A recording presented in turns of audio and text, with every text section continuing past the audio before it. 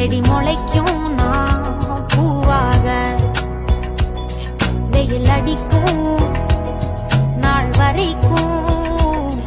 கொடை பிடிப்பேன்